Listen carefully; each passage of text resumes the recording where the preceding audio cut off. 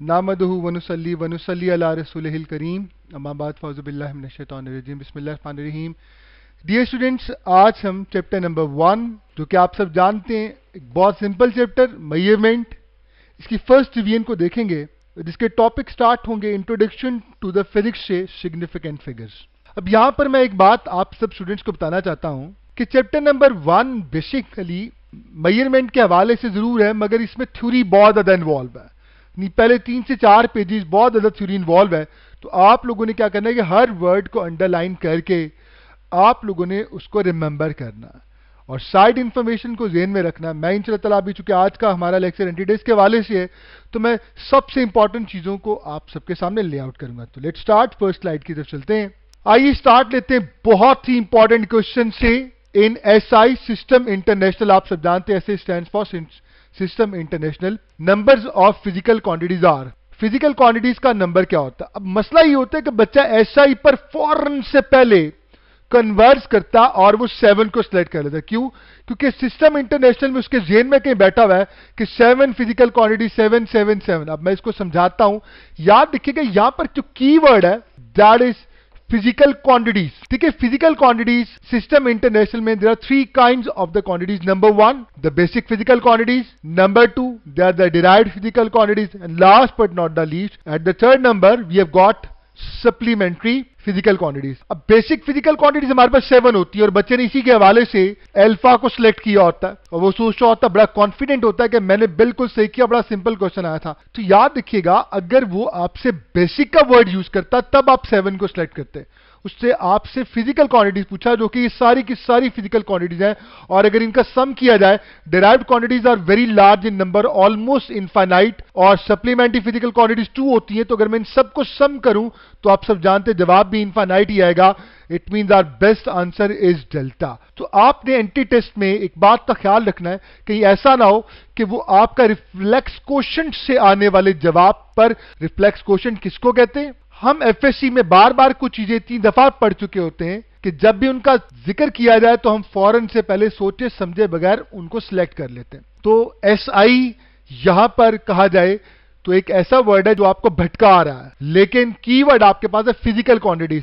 तो एसआई को देख के आपने फौरन 7 को सिलेक्ट नहीं करना। हां, अगर वो बेसिक कहता तो फिर 7 आपके पास तब होता जब उसने बेसिक बोला होता, उसने बेसिक नहीं बोला। 3 कब होता? जब वो आपसे टाइप्स ऑफ क्वांटिटीज पूछता कि कितनी तरह की क्वांटिटीज हैं। तो इस एक एमसीक्यूज में मैंने आपको सारी बातें सिखाऊंगा इंशाल्लाह ताला। और चार्ली 2 कब होता? जब वो पर्टिकुलरली आपसे सप्लीमेंट्री के हवाले से बात कर रहा होता। इसका मतलब अब यहां पे वो आपसे सप्लीमेंट्री के हवाले से तो बात नहीं कर रहा। सो इट मींस हम लोग यहां पर डेल्टा की तरफ जाएंगे। डेल्टा ओवरऑल फिजिकल क्वांटिटीज के लिए भी हो सकता है और डिराइव्ड फिजिकल क्वांटिटीज के लिए भी हो सकता है। Measurement of a base quantity, किसी बेस क्वांटिटी को जब मेजर किया जाए तो there are 2 steps in it. First of all आपको डिसाइड करना होता है चॉइस ऑफ अ स्टैंडर्ड। एक स्टैंडर्ड होगा जो कि ओवरऑल द वर्ल्ड आप उसी को यूज करोगे, और फिर establishment of a procedure to measure that physical quantity. अब उसमें 2 चीजें आती हैं, नंबर आप क्या यूज करेंगे और उसका यूनिट क्या होगा।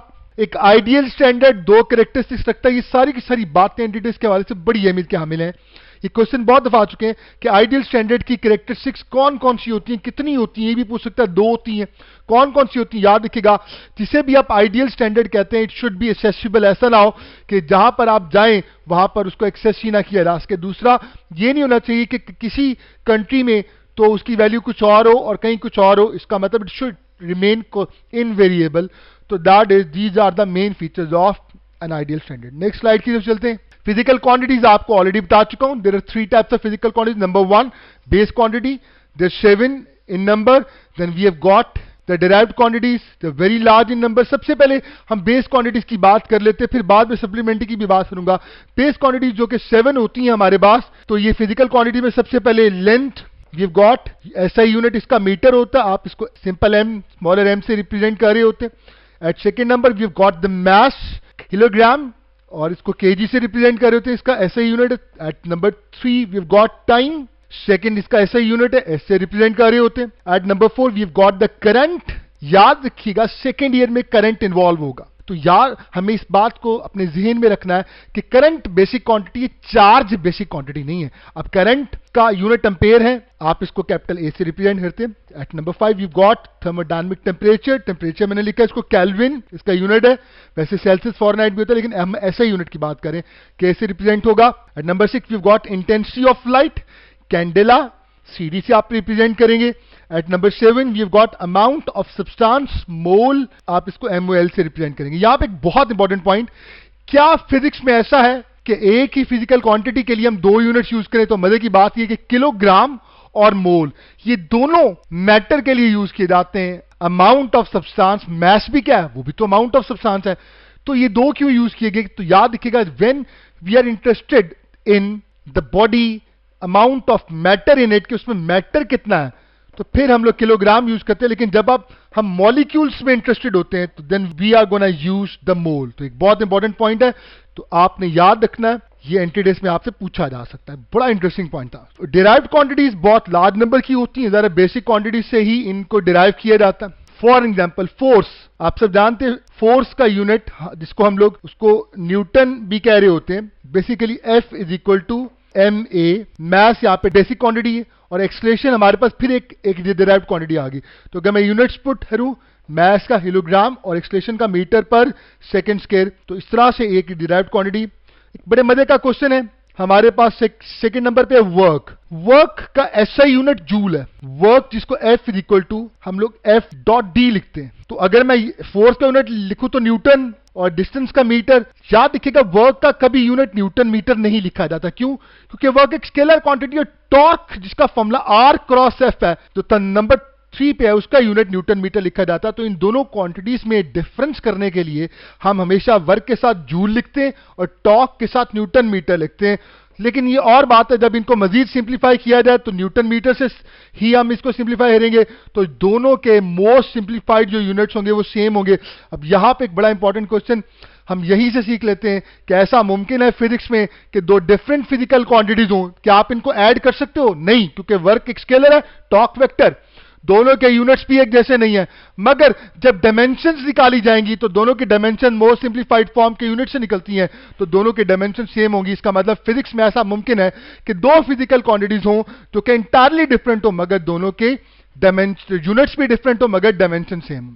सप्लीमेंट्री फिजिकल क्वांटिटी में आपको क्यों नहीं करवा रहा था? क्योंकि मैं आप बड़ा इंपॉर्टेंट क्वेश्चन पॉकेट करवाना चाहता था। आइए देखते हैं सप्लीमेंट्री फिजिकल क्वांटिटीज में एक बहुत ही फेमस क्वेश्चन जो बहुत अच्छे अच्छे टॉपर्स से भी गलती करवा देता, वही वाली बात कि आप किसी भी अपने दोस्त से पूछे कि यार सप्लीमेंट्री फिजिकल क्वांटिटीज कौन कौन सी होती हैं, तो पहला जवाब वो देगा, अब बड़े हैरान होंगे, हमेशा वो रेडियन और स्टीरेडियन का नाम लेगा। याद रखिएगा यही सवाल, विच of the following is a supplementary physical quantity, ये बहुत अच्छा एंटी टेस्ट की जीनत बना रहा और कभी भी आ सकता है, इसलिए आपको इसको तैयार रखना है।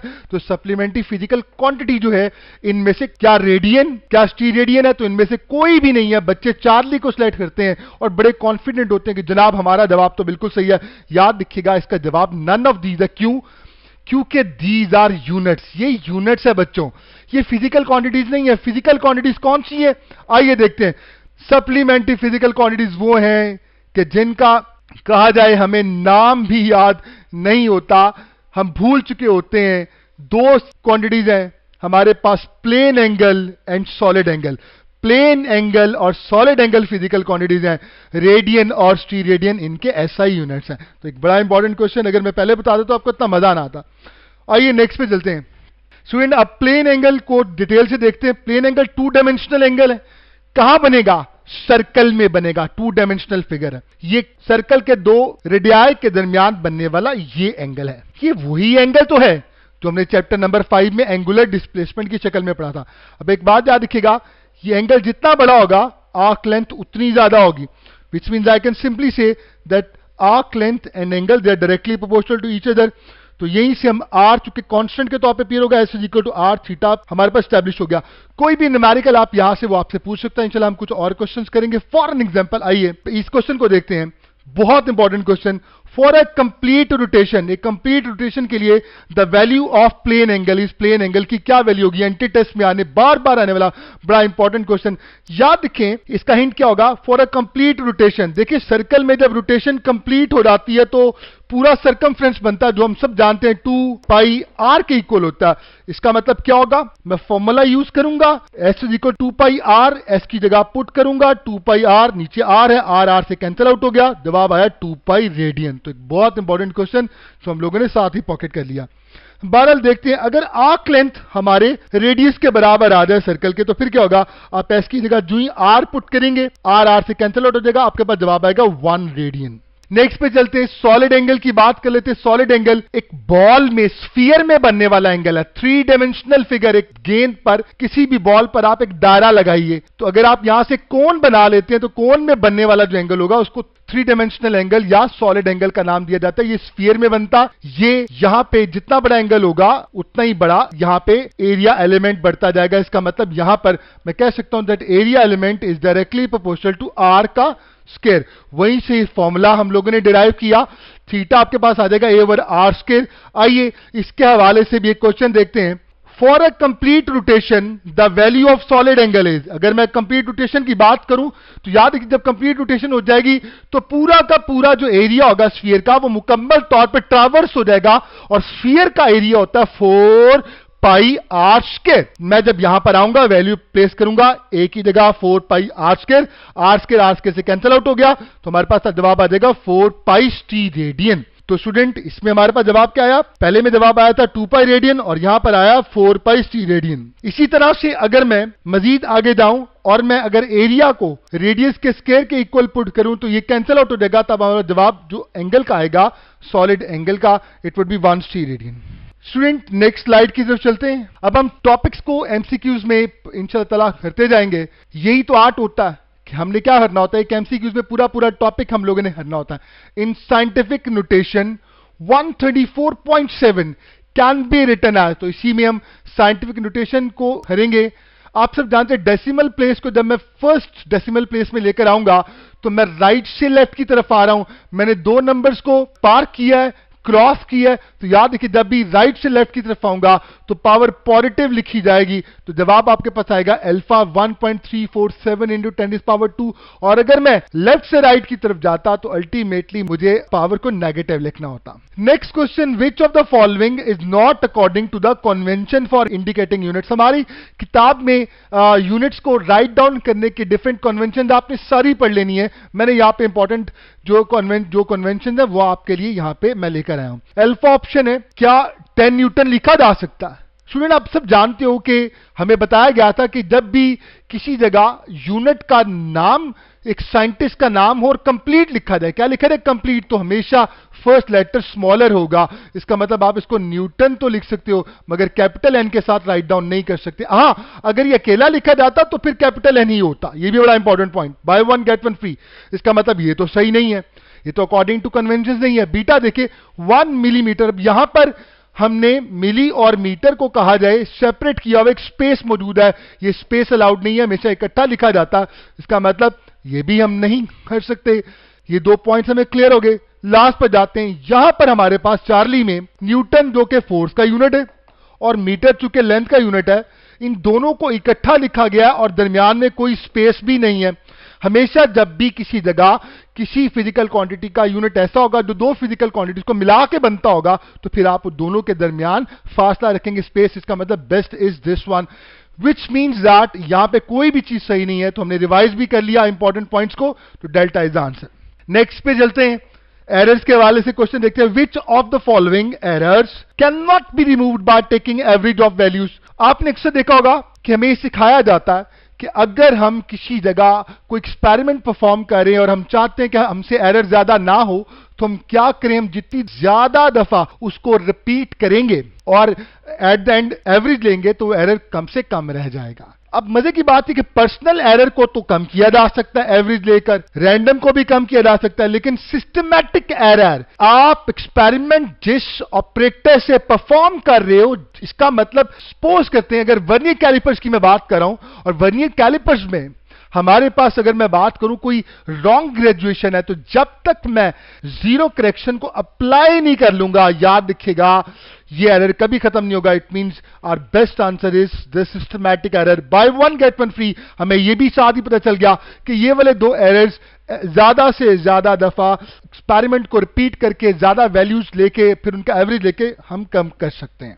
नेक्स्ट वन बहुत इंपॉर्टेंट स्टूडेंट, अक्सर आपने सुना होगा कि किसी ऑपरेटर्स का लीस्ट काउंट कहते हैं, वो कम से कम वैल्यू जो वो सही मालूम कर सकते हैं। जैसे फॉर एग्जांपल अगर मैं मीटर रॉड की बात करूं तो उसका वो कम से कम लाइक फॉर एग्जांपल मैं बात करूं, it can go for what, वो कितना मालूम कर सकता है। एक मीटर रॉड की अगर बात की जाए तो वो 1 सेंटीमीटर तक सही मालूम कर सकता है, 1 सेंटीमीटर तक सही मालूम कर सकता है। वर्नियर कैलिपर्स कहां तक मालूम कर सकता है?